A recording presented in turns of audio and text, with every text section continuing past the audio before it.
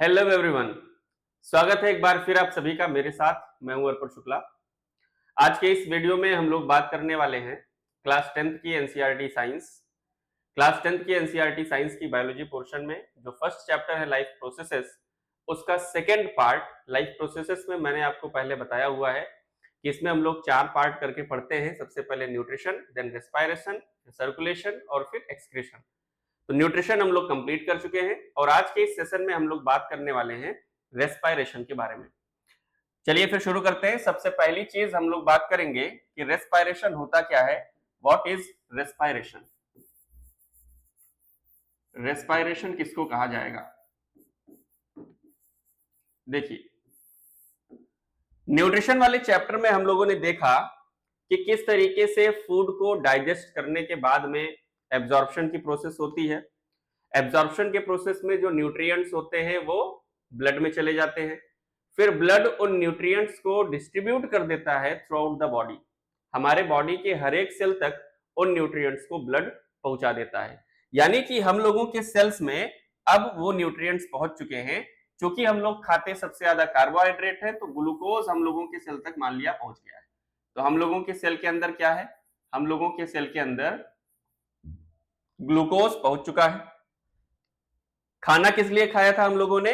ताकि हम लोगों को एनर्जी मिल सके। तो अब होगा ये कि इस ग्लूकोज का ऑक्सीजन की हेल्प से ऑक्सीडेशन की प्रोसेस होगी सेल्स के अंदर। ये सेल था, सेल के अंदर इस ग्लूकोज का ऑक्सीजन की हेल्प से ऑक्सीडेशन की प्रोसेस होगी और इस ऑक्सीडेशन के प्रोसेस में रिलीज होगी एनर्जी। एनर्जी रिलीज होगी, साथ ही साथ कार्बन डाइऑक्साइड गैस भी निकलेगी और इसी कंप्लीट प्रोसेस को बोलते हैं रेस्पायरेशन। ये जो कुछ भी हो रहा है इस कंप्लीट प्रोसेस को ही हम लोग बोलते हैं रेस्पायरेशन। तो रेस्पायरेशन की डेफिनेशन क्या बनती है? रेस्पायरेशन की डेफिनेशन है ब्रेकडाउन ऑफ फूड मटेरियल, मतलब कि ग्लूकोज। क्या डेफिनेशन बनेगी इसकी? तो इसकी डेफिनेशन बनती है breakdown of food material, breakdown of food material inside a cell, inside a cell with the help of oxygen, with the help of oxygen to release energy, to release energy is called respiration। इसी process को क्या बोलते हैं? इसी process को बोलते हैं respiration. Since this process is taking place inside a cell, hence it is also called cellular respiration। इसी को क्या बोलते हैं? इसी को बोलते हैं सेल्यूलर रेस्पायरेशन, या इसी प्रोसेस को हम लोग कहते हैं इंटीग्रल रेस्पायरेशन या इंटरनल रेस्पायरेशन। Internal respiration. तो ये प्रोसेस होती है रेस्पायरेशन की। क्या होता है? सेल्स के अंदर ग्लूकोज पहुंच चुका है, ब्लड ने न्यूट्रिएंट्स को पहुंचा दिया है। अब सेल्स के अंदर ऑक्सीजन की हेल्प से उस ग्लूकोज का ऑक्सीडेशन होगा। ऑक्सीडेशन ऑक्सीजन की प्रेजेंस में होगा और क्या बनेगी? एनर्जी बनेगी। एक केमिकल फॉर्म में एनर्जी बनेगी और वो केमिकल फॉर्म में जो एनर्जी बनती है उसको हम लोग बोलते हैं एटीपी, एडिनोसिन ट्राइफॉस्फेट। और साथ ही साथ कार्बन डाइऑक्साइड गैस रिलीज होगी। इसी कंप्लीट प्रोसेस को बोलते हैं रेस्पायरेशन। चूंकि ये प्रोसेस सेल्स के अंदर होती है इसलिए इसको सेल्यूलर रेस्पायरेशन के नाम से भी जानते हैं। तो breakdown of food material inside a cell with the help of oxygen to release energy in the form of ATP is called respiration। ठीक है, ये बात होती है किसकी? रेस्पायरेशन की। अगर रेस्पायरेशन के क्लासिफिकेशन की बात करें तो respiration on the basis of use of O2 and on the basis of respiratory substrate दो तरीके की होती। देखें, जो रेस्पायरेशन की प्रोसेस है, रेस्पायरेशन की जो प्रोसेस है ये दो तरीके से क्लासिफाई किया जाता है। कौन कौन सा? तो एक तो हो गया यूज ऑफ O2 ऑक्सीजन के यूज के बेसिस पे, और दूसरा रेस्पिरेटरी सबस्ट्रेट के बेसिस पे। रेस्पिरेटरी सबस्ट्रेट के बेसिस पे। रेस्पिरेटरी सबस्ट्रेट क्या होता है? तो रेस्पिरेटरी सबस्ट्रेट वो मटेरियल है जिसका सेल के अंदर ऑक्सीडेशन हो रहा है। यानी जो ऑक्सीडाइज होकर के हम लोगों को एनर्जी प्रोवाइड करेगा, उसको बोलेंगे हम लोग रेस्पिरेटरी सबस्ट्रेट। तो यूज ऑफ O2 के बेसिस पे ऑक्सीजन दो तरीके का होता है, एयरोबिक रेस्पिरेशन, एयरोबिक रेस्पिरेशन और एनएयरोबिक रेस्पिरेशन, एयरोबिक और एनएयरोबिक रेस्पिरेशन। और रेस्पिरेटरी सबस्ट्रेट के बेसिस पे ये कई तरीके का होता है, इसमें आपको सिर्फ नाम याद रखना है। अगर रेस्पिरेटरी सबस्ट्रेट के फॉर्म में कार्बोहाइड्रेट यूज हो, अगर रेस्पिरेटरी सबस्ट्रेट के फॉर्म में कार्बोहाइड्रेट यूज हो, या रेस्पिरेटरी सबस्ट्रेट के फॉर्म में प्रोटीन यूज हो, या रेस्पिरेटरी सबस्ट्रेट के फॉर्म में फैट यूज हो, या कोई ऑर्गेनिक एसिड यूज हो, ऑर्गेनिक एसिड यूज हो, तो रेस्पिरेटरी सबस्ट्रेट ये चार हो सकते हैं, कार्बोहाइड्रेट, प्रोटीन, फैट और ऑर्गेनिक एसिड। खास बात यहां पे ये है कि जब कार्बोहाइड्रेट रेस्पिरेटरी सबस्ट्रेट के फॉर्म में यूज होता है तो ऐसे रेस्पिरेशन को फ्लोटिंग रेस्पिरेशन कहते हैं, ऐसे रेस्पिरेशन को फ्लोटिंग रेस्पिरेशन कहा जाता है। When carbohydrate is used as a respiratory substrate, this type of respiration is called floating respiration। और जब प्रोटीन रेस्पिरेटरी सबस्ट्रेट के फॉर्म में यूज होता है तो ऐसे रेस्पिरेशन को प्रोटोप्लाज्मिक रेस्पिरेशन कहते हैं, प्रोटोप्लाज्मिक रेस्पिरेशन कहते हैं। और जब फैट रेस्पिरेटरी सबस्ट्रेट के फॉर्म में यूज होता है तो ऐसे रेस्पिरेशन को लाइपोलाइटिक रेस्पिरेशन कहा जाता है। इसको क्या बोलते हैं? इसको बोलते हैं लाइपोलाइटिक रेस्पिरेशन। ऐसे रेस्पिरेशन को लाइपोलाइटिक रेस्पिरेशन कहते हैं। और फिर ऑर्गेनिक एसिड भी as a respiratory substrate use हो सकती है। अब यहां पे हम लोगों को दो चीजें ध्यान देनी है, क्या क्या?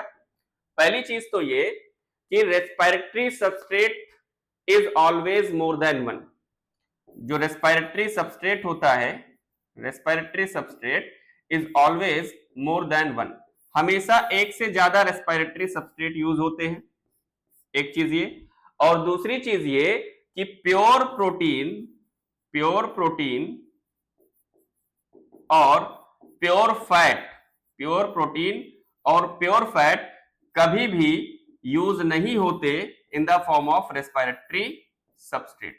कभी भी प्योर फैट और प्योर प्रोटीन रेस्पिरेटरी सबस्ट्रेट के फॉर्म में यूज नहीं होते। तो ये एक सिंपल क्लासिफिकेशन हो गया रेस्पिरेशन का। रेस्पिरेशन था क्या? Breakdown of food material inside a cell with the help of oxygen to release energy is called respiration. ये सेल के अंदर होती है, इसलिए इसको बोलते हैं सेल्यूलर रेस्पिरेशन या internal respiration. Respiration on the basis of use of O2 दो तरीके से, एयरोबिक और एनएयरोबिक, जो कि आगे हम लोग डिटेल करने वाले हैं। और रेस्पिरेटरी सबस्ट्रेट के भी बेसिस पे ये कई तरीके का होता है। अगर कार्बोहाइड्रेट रेस्पिरेटरी सबस्ट्रेट है तो ऐसे रेस्पिरेशन को फ्लोटिंग रेस्पिरेशन कहेंगे।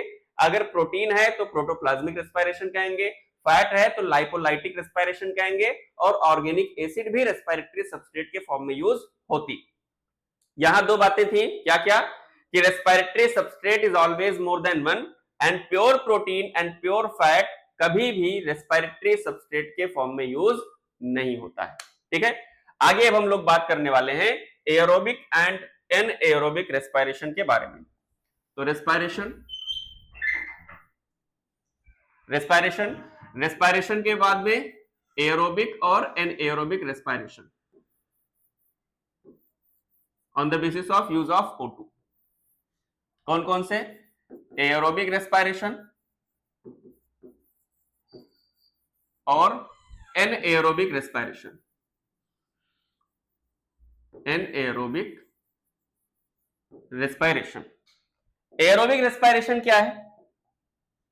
देखिए, जो एयरोबिक रेस्पिरेशन होती है इसमें ऑक्सीजन का यूज होता है, इसमें ऑक्सीजन का यूज होता है। एयरोबिक रेस्पिरेशन ऑक्सीजन के प्रेजेंस में होती है। एनएयरोबिक रेस्पिरेशन में ऑक्सीजन का यूज नहीं होता है। एयरोबिक रेस्पिरेशन में ऑक्सीजन का यूज होता है और एनएयरोबिक रेस्पिरेशन में ऑक्सीजन का यूज नहीं होता है। एयरोबिक रेस्पिरेशन में complete oxidation of food material, complete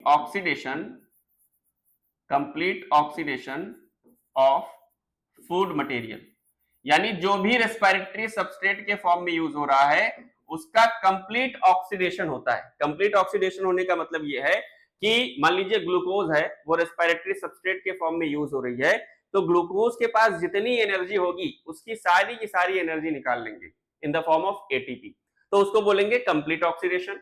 anaerobic respiration में इनकम्प्लीट ऑक्सीडेशन होता है, incomplete oxidation of food material होता है, यहाँ पे इनकम्प्लीट ऑक्सीडेशन होता है। नेक्स्ट पॉइंट की बात करें तो एरोबिक रेस्पिरेशन जो प्रोसेस होती है इसमें यूज ऑफ O2 होता है, complete oxidation of food material है, and it provide much more energy, यानी कि एरोबिक रेस्पिरेशन के प्रोसेस में हमको बहुत ज्यादा एनर्जी मिलती है, यहां पे हमको लेस एनर्जी मिलती है, यहां पे हमको लेस एनर्जी मिलती है। तो एरोबिक रेस्पिरेशन के प्रोसेस में it provide much more energy and anaerobic respiration में लेस एनर्जी मिलती। जो एरोबिक रेस्पिरेशन है इसमें H2O का फॉर्मेशन होता है, यहां पे H2O का फॉर्मेशन नहीं होता है। एरोबिक रेस्पिरेशन में कार्बन डाइऑक्साइड गैस निकलेगी, यहां पे भी कार्बन डाइऑक्साइड गैस निकल भी सकती है और नहीं भी निकल सकती है। हम देखेंगे कि कहां पे एनएरोबिक रेस्पिरेशन की प्रोसेस में कहां पे कार्बन डाइऑक्साइड गैस निकलती है और कहां पे कार्बन डाइऑक्साइड गैस नहीं निकलती है। एरोबिक रेस्पिरेशन जो होता है इसमें इसकी जो पूरी की पूरी प्रोसेस होती है ये दो जगह पे कंप्लीट होता है, इट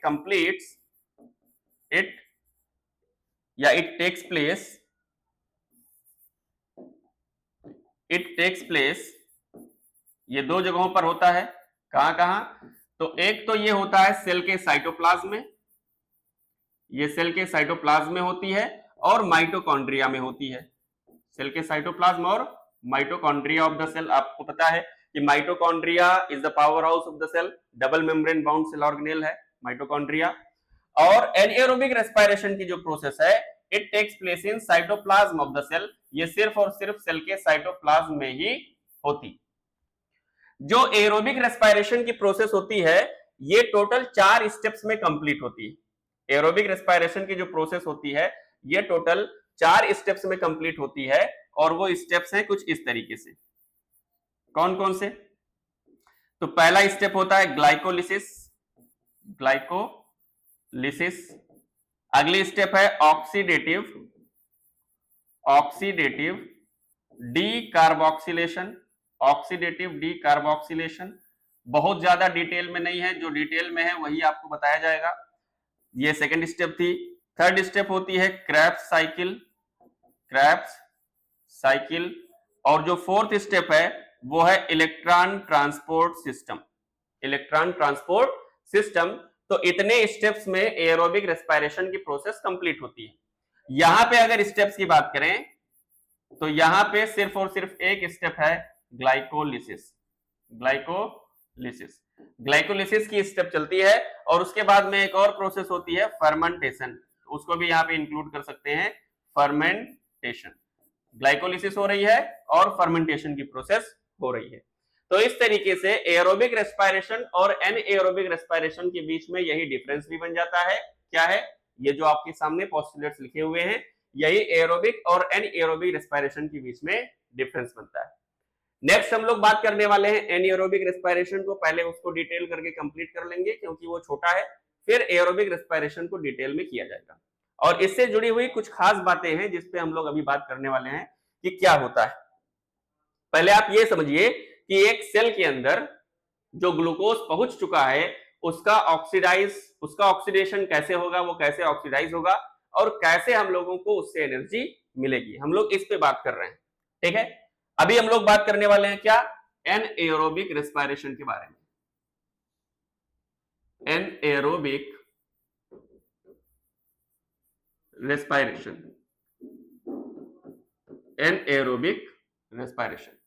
तो एनएरोबिक रेस्पिरेशन में मैंने जैसा कि आपको बताया कि इसमें सिर्फ एक स्टेप होती है, क्या? ग्लाइकोलिसिस। तो ग्लाइकोलिसिस कैसे हो रही होती है यहाँ पे, या ग्लाइकोलिसिस के प्रोसेस में क्या होता है? देखिए, तो फर्स्ट स्टेप क्या है? फर्स्ट स्टेप है ग्लाइकोलिसिस, और ग्लाइकोलिसिस को भी थोड़ा सा डिटेल करेंगे एरोबिक वाले पोर्शन में। ये एक ऐसी स्टेप होती है जो एरोबिक और एनएरोबिक दोनों रेस्पिरेशन में होती है। तो इस प्रोसेस में होता क्या है ग्लाइकोलिसिस में? तो ग्लाइकोलिसिस के स्टेप में ग्लूकोज है, ग्लूकोज पहुंच चुका था सेल्स के अंदर, ग्लूकोज से बनेगा पायरुविक एसिड। ग्लूकोज से क्या बनेगा? तो ग्लूकोज से बनेगा pyruvic acid. Glucose 6 carbon compound है, 6 कार्बन कंपाउंड है, 6 कार्बन होते हैं इसमें, फॉर्मूला आपको पता होगा C6H12O6, ठीक है। और पायरुविक एसिड 3 कार्बन कंपाउंड है, ये 3 कार्बन कंपाउंड है। तो ग्लूकोज के एक मॉलिक्यूल से 2 मॉलिक्यूल पायरुविक एसिड के बनते हैं।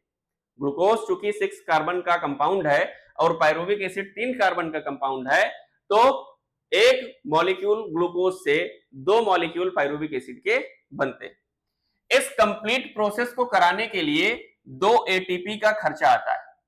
इस कंप्लीट प्रोसेस को कराने के लिए 2 एटीपी का खर्चा आता है, 2 एटीपी का खर्चा आता है, और एटीपी यूज होके कन्वर्ट हो जाती है एडीपी में। 2 इसलिए लिख रहे हैं क्योंकि ये प्रोसेस 2 बारी हो रही होती है।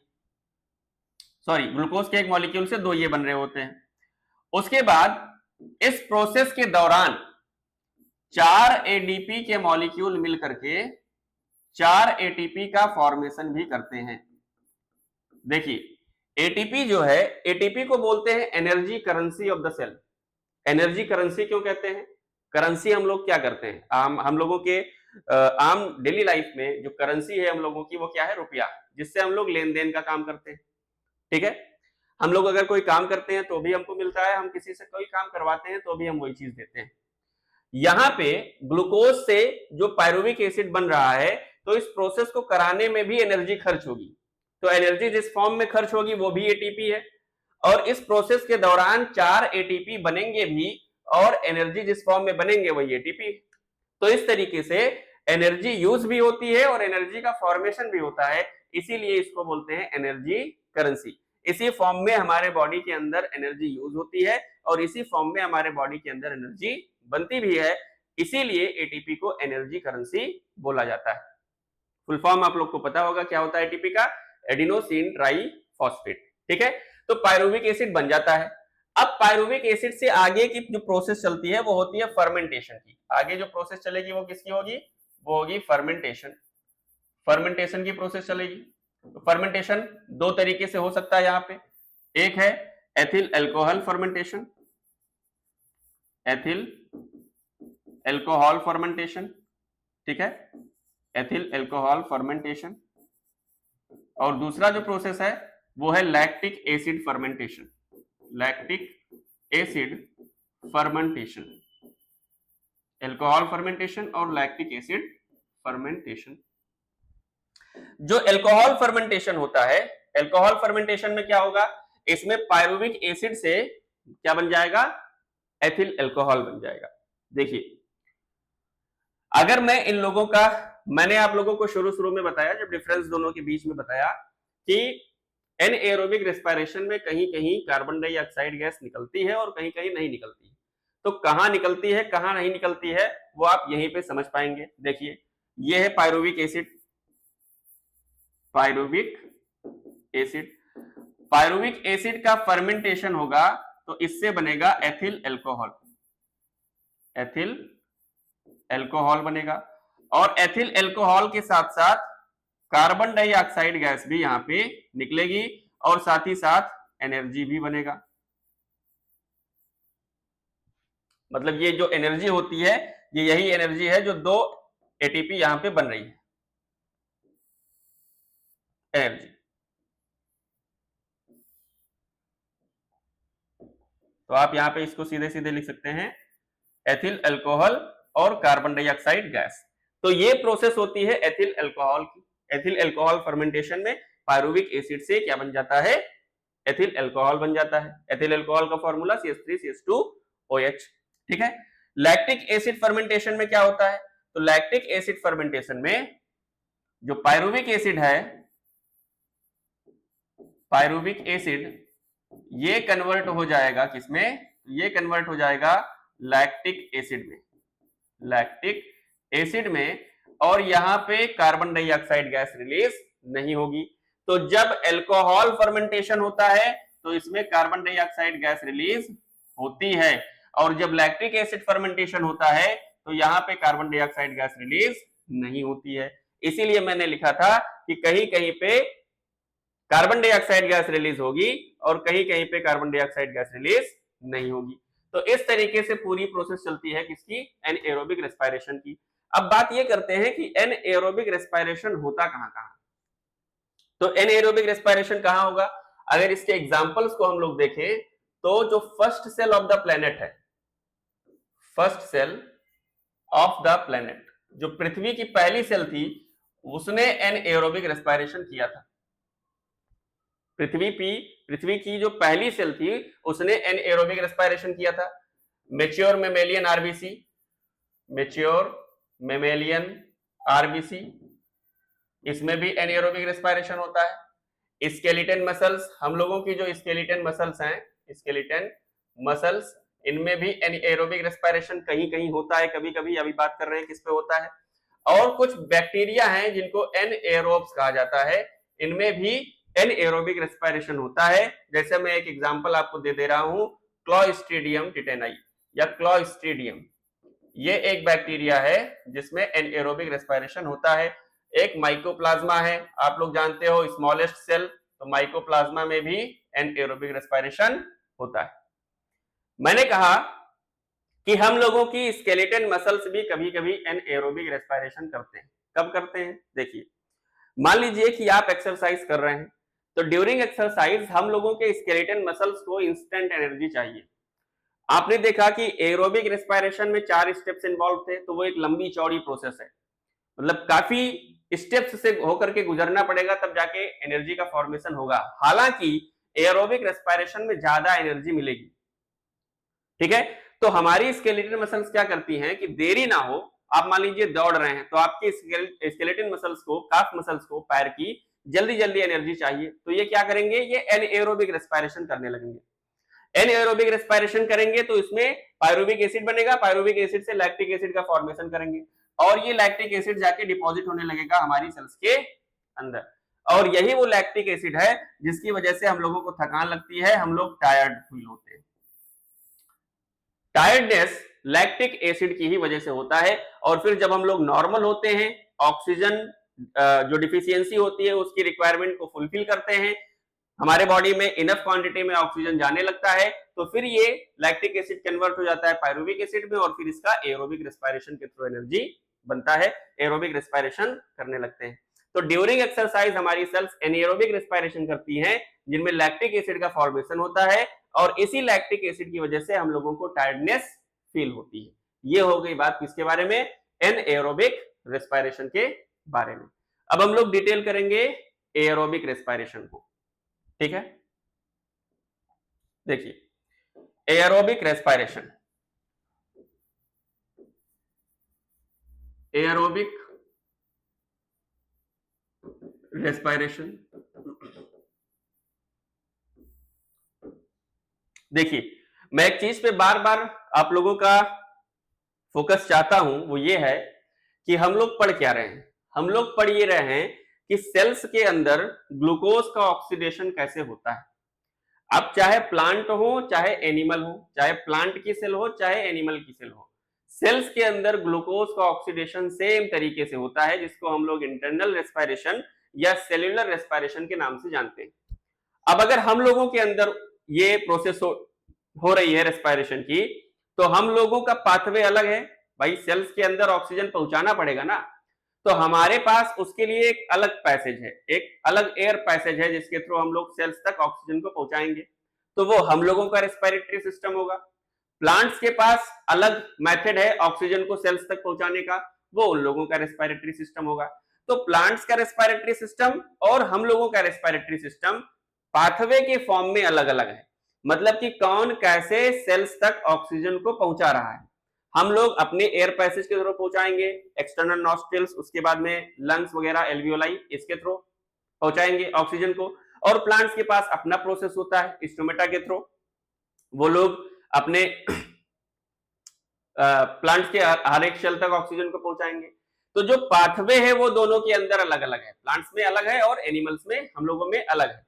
लेकिन सेल्स के अंदर जो ब्रेकडाउन ऑफ फूड मटेरियल है, ऑक्सीजन के प्रेजेंस में ग्लूकोज का ऑक्सीडेशन का प्रोसेस है, वो दोनों में सेम होता है। इसीलिए ये रेस्पिरेशन हम लोग पहले पढ़ते हैं, फिर हम लोग एनिमल्स का यानी ह्यूमंस का रेस्पिरेटरी सिस्टम पढ़ लेंगे, और फिर प्लांट्स के अंदर फिर ये चैप्टर यानी कि ये वाला पार्ट भी, लाइफ प्रोसेस का रेस्पिरेशन वाला पोर्शन भी कंप्लीट हो जाएगा।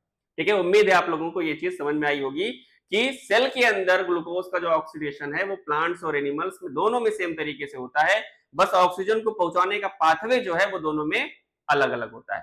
ठीक है, उम्मीद है आप लोगों को ये चीज समझ में आया होगा। आगे हम लोग बात करेंगे एरोबिक रेस्पिरेशन को डिटेल में। तो एरोबिक रेस्पिरेशन में क्या होता है, देखिए एरोबिक रेस्पिरेशन हेडिंग पढ़ चुकी है, स्टेप्स है, 4 स्टेप हैं, चारों स्टेप्स को पढ़ेंगे हम लोग। सबसे पहला जो स्टेप था वो क्या था, ग्लाइकोलिसिस। तो ग्लाइकोलिसिस के प्रोसेस में क्या होती है, देखिए पहली बात तो ये कि ये एक लंबी चौड़ी प्रोसेस है ग्लाइकोलिसिस, ये लगभग 10 स्टेप्स में कंप्लीट होती है और हर एक स्टेप पे एंजाइम लगते हैं, यानी कि ये एंजाइम से कंट्रोल होने वाली स्टेप है, एंजाइम्स के प्रेजेंस में होने वाली ये स्टेप है। और ये जो प्रोसेस होती है, पहली बात तो क्या, पहली बात ये कि एंजाइम से कंट्रोल होती है, एंजाइम्स के कंट्रोल में होती है। ठीक है, दूसरी चीज ये कि सेल के साइटोप्लाज्म में होती है, सेल के साइटोप्लाज्म में होती है।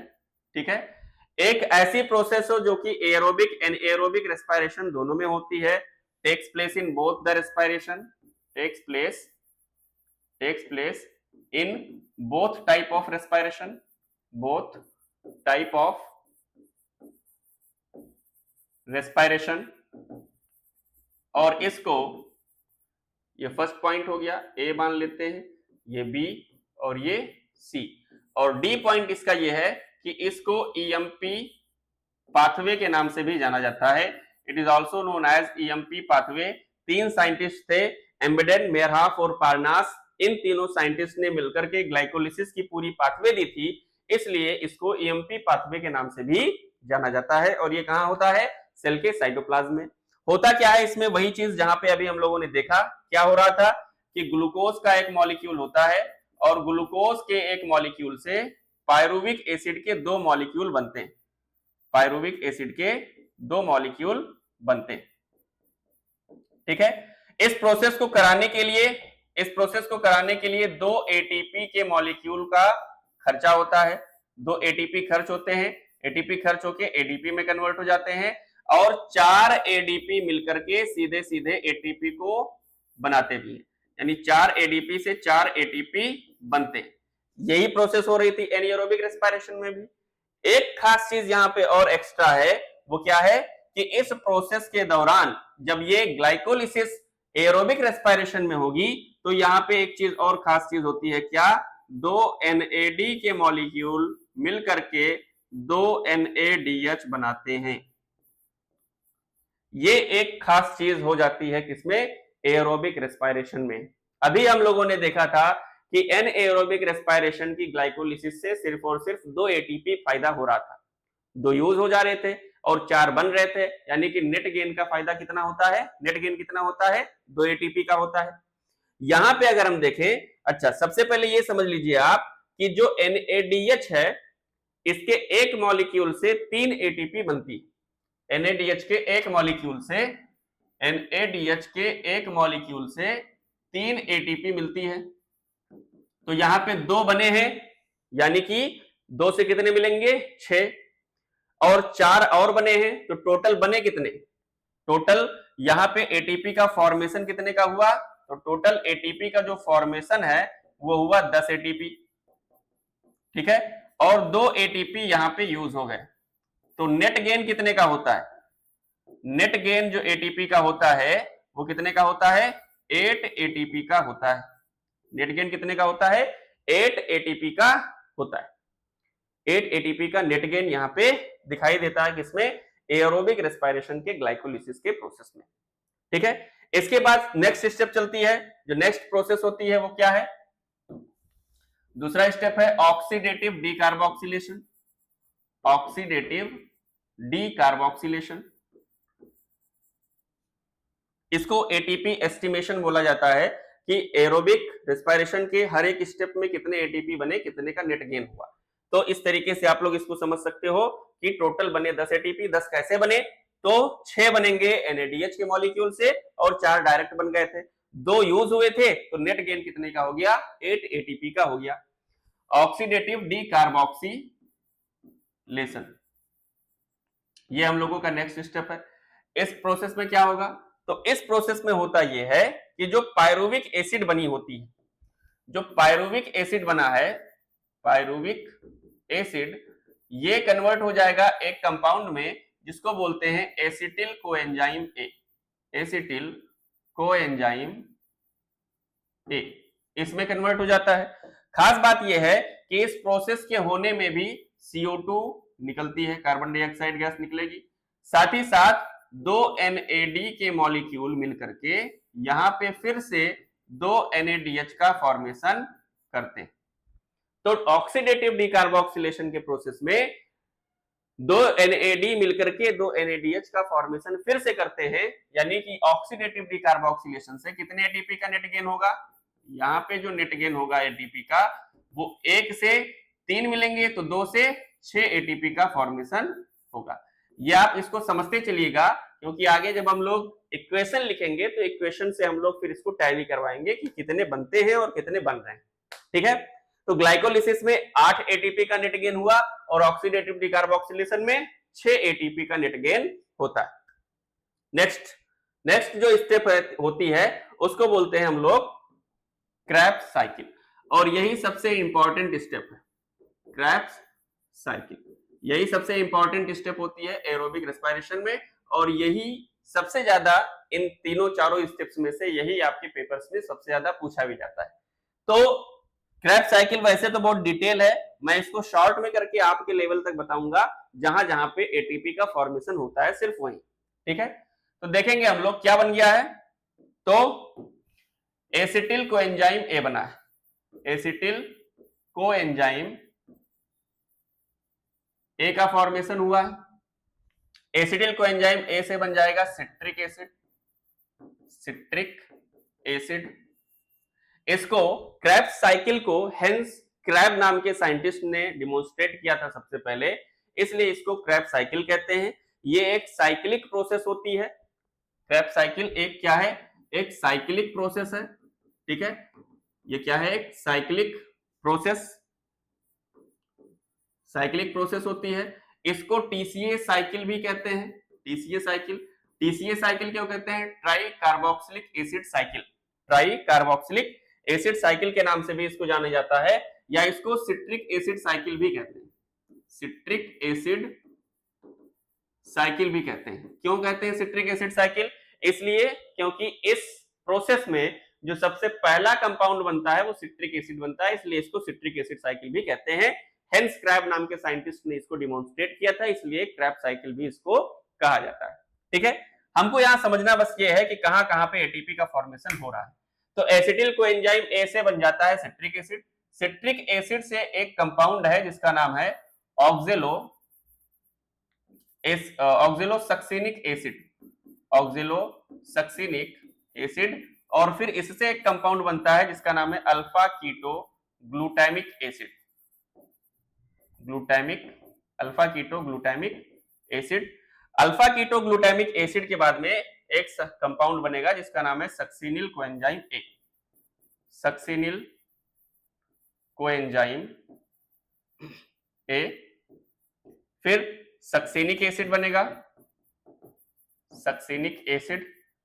सक्सिनिक एसिड के बाद में फ्यूमेरिक एसिड, ये इसलिए लिख रहा हूं क्योंकि इन सब के बीच में कुछ ना कुछ बन रहा है। उसके बाद में मैलिक एसिड, मैलिक एसिड, और उसके बाद ऑक्जेलो एसिटिक एसिड, ऑक्जेलो एसिटिक एसिड। ये एक साइक्लिक प्रोसेस है। साइकिल कहां से शुरू हो रही है, तो साइकिल यहां से शुरू हो रही है, ये बने, फिर ये बने, फिर ये बने, इनसे ये, इनसे ये, इनसे ये और फिर ये। तो ये एक साइक्लिक प्रोसेस है, कुछ इस तरीके से होती रहती है। अब हम लोग ये देखेंगे कि कहां कहां पे एटीपी का फॉर्मेशन होता है। देखिए, जब ऑक्सिलोसक्सेनिक एसिड बनता है तो यहां से पहले तो कार्बन डाइऑक्साइड गैस निकलती है, 2 कार्बन डाइऑक्साइड गैस निकलते हैं। देखिए, ये सारे के सारे प्रोसेस 2 बारी हो रहे होते हैं, ये सारे के सारे प्रोसेस 2 बारी हो रहे होते हैं, तो इसलिए यहाँ पे जितनी भी चीजें निकलेंगी या बनेंगी वो 2-2 बनेंगे। ठीक है, तो 2 कार्बन डाइऑक्साइड के मॉलिक्यूल निकले, साथ ही साथ 2 NAD के मॉलिक्यूल से मिल करके 2 NADH का मॉलिक्यूल बनता है, 2 NADH यहां बनते हैं। यहां फिर से कार्बन डाइऑक्साइड गैस निकलती है और यहां फिर से 2 NAD के मॉलिक्यूल मिलकर के 2 NADH का फॉर्मेशन करते हैं।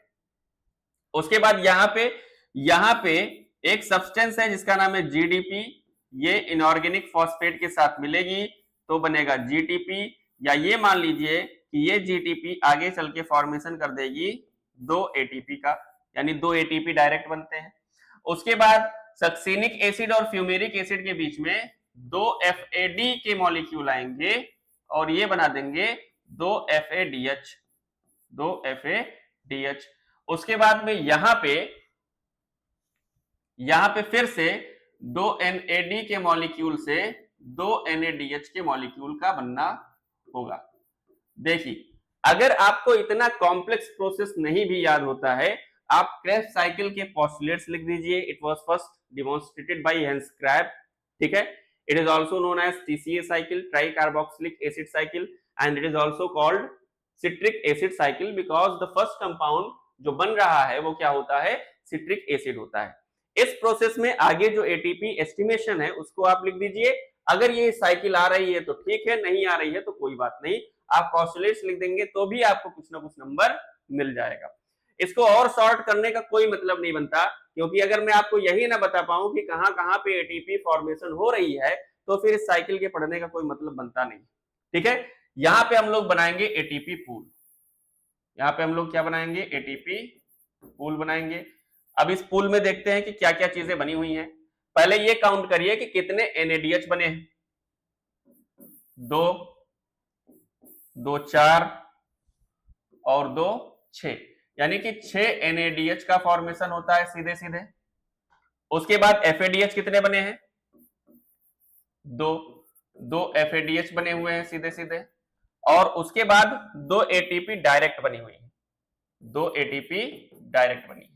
तो अब इनसे कितने कितने ATP मिलेंगे, एक NADH से 3 ATP मिलती है तो 6 से कितने मिलेंगे, 18 ATP। एक FADH से 2 मिलती है तो 2 से कितने मिलेंगे, 4 ATP, और 2 ATP डायरेक्ट बना है, 2 ATP डायरेक्ट। तो टोटल यहां पे कितने ATP मिले, 18 और 2 20 और 4 24 ATP का नेट गेन होता है क्रेब्स साइकिल में ATP का। कितने ATP बनते हैं, तो टोटल कितने ATP बन रहे हैं, 24 ATP बन रहे हैं। लास्ट स्टेप को आप सुन लीजिए, उसके बाद फिर हम लोग इसको डिटेल में और समझने की कोशिश करेंगे, जो रेस्पिरेशन की इक्वेशन है उससे, क्योंकि हमको ATP एस्टिमेशन करने का कुछ फायदा लेना है। ठीक है, तो जो लास्ट स्टेप है वो है इलेक्ट्रॉन ट्रांसपोर्ट सिस्टम। लास्ट जो है वो क्या है, वो है electron transport system. Electron transport system जो कि माइटोकॉन्ड्रिया के मेम्ब्रेन के बीच में होती है, इलेक्ट्रॉन ट्रांसपोर्ट सिस्टम। इसमें होता ये है, समझिए, पूरे रेस्पिरेशन प्रोसेस के दौरान जहां जहां पे भी NADH का फॉर्मेशन हुआ, NADH का फॉर्मेशन हुआ और FADH का फॉर्मेशन हुआ, तो इन लोगों से हम लोगों को ATP निकालनी पड़ेगी। ऐसे नहीं कि इनके पास ATP रखी हुई है, लो भैया ले लीजिए, ऐसा नहीं होता। NADH और FADH के पास जो एनर्जी है उस एनर्जी को हमको निकालना पड़ेगा। तो उस एनर्जी को निकालने के लिए अपने पास सिस्टम है कौन, इलेक्ट्रॉन ट्रांसपोर्ट सिस्टम, जिसको ETS के नाम से जाना जाता है। तो जहां जहां पे मैंने लिख दी है कि NAD बना मतलब कि इतने ATP मिले, NADH बना तो वो असल में इलेक्ट्रॉन ट्रांसपोर्ट सिस्टम के अंदर आने के बाद बनता है। ठीक है, अब यहां पे ये समझ लीजिए कि एक NADH के मॉलिक्यूल से 3 एटीपी मिलती है और एक FADH के मॉलिक्यूल से 2 एटीपी मिलती है। तो इस तरीके से इलेक्ट्रॉन ट्रांसपोर्ट सिस्टम में NADH और FADH से एनर्जी निकाली जाती है या एटीपी का फॉर्मेशन कराया जाता है। अब समझिए, हम लोगों ने एटीपी एस्टिमेशन किया, एटीपी एस्टिमेशन किया, क्या क्या? तो ग्लाइकोलिसिस के प्रोसेस में, ग्लाइकोलिसिस में हम लोगों को 8 एटीपी मिली, ठीक है। उसके बाद ऑक्सीडेटिव डीकार्बोक्सिलेशन में, ऑक्सीडेटिव डीकार्बोक्सिलेशन में कितने मिले? 6 एटीपी मिले। और उसके बाद क्रेब्स साइकिल में हम लोगों को कितने मिले? 24 एटीपी मिले, ठीक। यानी टोटल एटीपी फॉर्मेशन कितना हुआ? तो टोटल जो फॉर्मेशन होता है एटीपी का वो कितना होता है? तो टोटल एटीपी का जो फॉर्मेशन है 6, 24 और 6 30 और 8 38। तो इस तरीके से टोटल जो एटीपी का फॉर्मेशन होता है वो कितना होता है? 38 एटीपी का होता है। अब अगर आप लोगों को रेस्पायरेशन का इक्वेशन याद है तो रेस्पायरेशन का इक्वेशन क्या होता है? रेस्पायरेशन का इक्वेशन होता है C6H12O6 plus 6O2 gives out 6CO2 plus 6H2O plus 38 ATP, या इसी को ऐसा लिखा होता है 673 किलो कैलोरी एनर्जी, या सिर्फ एनर्जी भी लिख देते हैं। यानी कि ग्लूकोज के एक मॉलिक्यूल से हम लोगों को 38 एटीपी मिलती है। ग्लूकोज के एक मॉलिक्यूल से हम लोगों को 38 एटीपी मिलती है। और ये 38 एटीपी कहां कहां पे मिलती है? 8 एटीपी मिली ग्लाइकोलिसिस से, 6 मिली ऑक्सीडेटिव डीकार्बोक्सिलेशन से और 24 मिली क्रेब्स साइकिल से, ठीक है। तो इस तरीके से हम लोगों का जो एटीपी एस्टिमेशन है वो एकदम करेक्ट बैठता है और 38 एटीपी का फॉर्मेशन होता है। तो अगर आपको केमिकल इक्वेशन लिखना है किसका? एरोबिक रेस्पायरेशन के लिए, तो एरोबिक रेस्पायरेशन के लिए केमिकल इक्वेशन ये हो गया। अगर आप एनएरोबिक रेस्पायरेशन के लिए लिखना चाहते हैं तो एनएरोबिक रेस्पायरेशन के लिए भी लिख सकते हैं, क्या? C6H12O6, ऑक्सीजन यूज होगी नहीं, क्या बनेगा? 2CH3CH2OH ethyl alcohol plus 2CO2 plus 2 ATP, ये बना जब एथिल अल्कोहल फर्मेंटेशन होगा। और दूसरा, अगर ये कौन सा होगा? ये एथिल अल्कोहल वाला होगा, एथिल अल्कोहल फर्मेंटेशन। ये एथिल अल्कोहल ही होता है जो ये बनता है, एथिल अल्कोहल, ठीक है। और अगर लैक्टिक एसिड फर्मेंटेशन हो रहा है तो उसको भी ले सकते हैं, C6H12O6 gives out 2CH3CHOH COOH, और यहाँ पे और प्लस एनर्जी, यहाँ पे कार्बन डाइऑक्साइड गैस रिलीज नहीं होती और ये जो बनता है इसी को कहते हैं लैक्टिक एसिड। तो इस तरीके से आप एरोबिक और एनएरोबिक रेस्पायरेशन को इक्वेशनल फॉर्म में लिख सकते हैं। यहां तक रेस्पायरेशन की पूरी प्रोसेस थी जो कि सेल के अंदर ग्लूकोज के ऑक्सीडेशन से रिलेटेड थी।